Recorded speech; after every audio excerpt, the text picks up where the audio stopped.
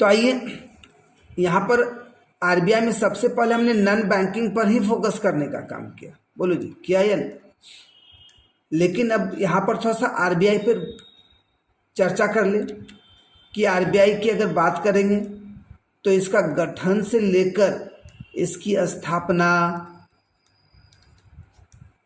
इसके फंक्शन बोले तो कार्य, इसके उद्देश्य, इसके लाभ हानि, कई मुद्दों पर चर्चा करते हम लोग आगे की ओर बढ़ने का काम करेंगे।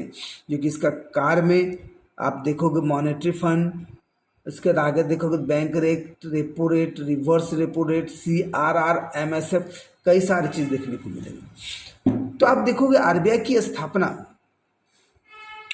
1934 का जो एक्ट था उसके आधार पर 1935 में एक निजी बैंक के रूप में की गई थी। ध्यान दीजिए, तो आपका अगर एक्ट पूछे तो 1934, कब की गई तो 1935, किस रूप में तो निजी बैंक के रूप। इसे सामान्य बैंकिंग व्यवसाय के साथ दो अन्य कार्य, भारत में विद्यमान बैंकों का नियमन, भारत में विद्यमान बैंकों का नियमन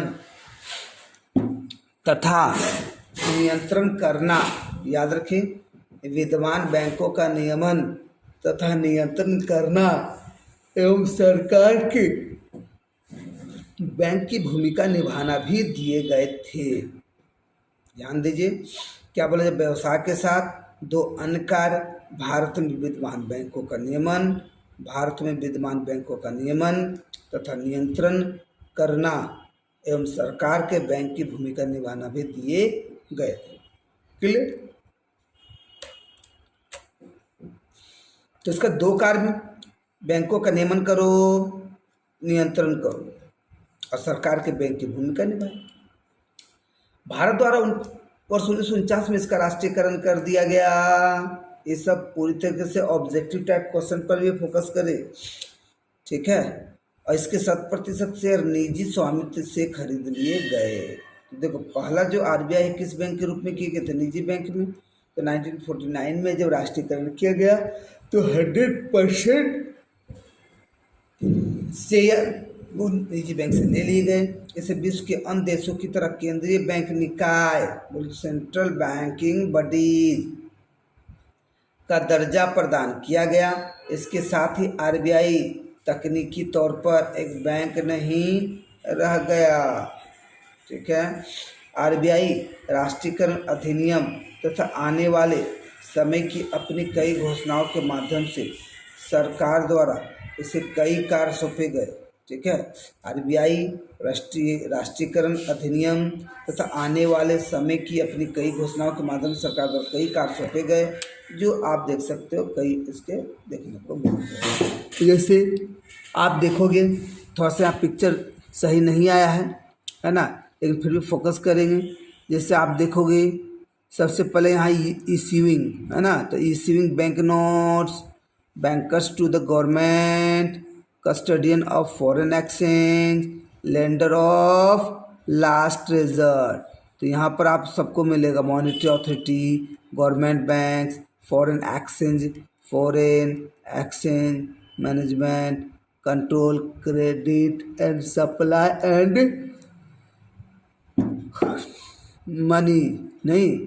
उसके बाद देखोगे तो यही लास्ट रिसोर्ट बताए ना जी, appointment of CEO, chairman of any bank, research and development. तो ये सब आप देखोगे आरबीआई के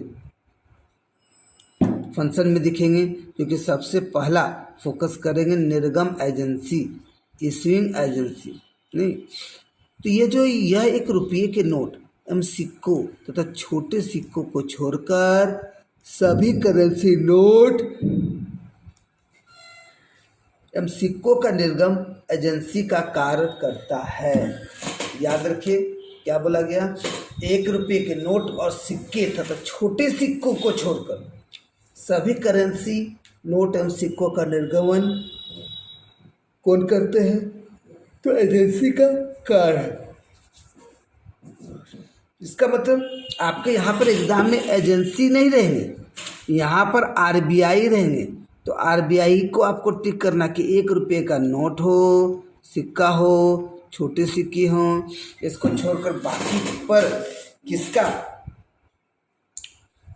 आप देखो किसका वर्क होगा, तो आरबीआई का कार्य देखने को मिलेगा।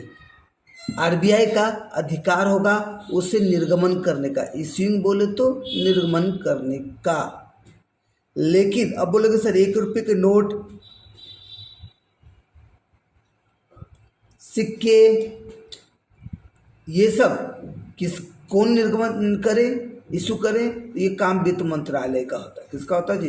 वित्त मंत्रालय, फाइनेंस मिनिस्टर का। तो याद रखो आरबीआई का काम है एजेंसी को इशू करना, साथ ही साथ 1 रुपये के नोट सिक्कों को छोड़कर बाकी का इशू करना, ठीक है।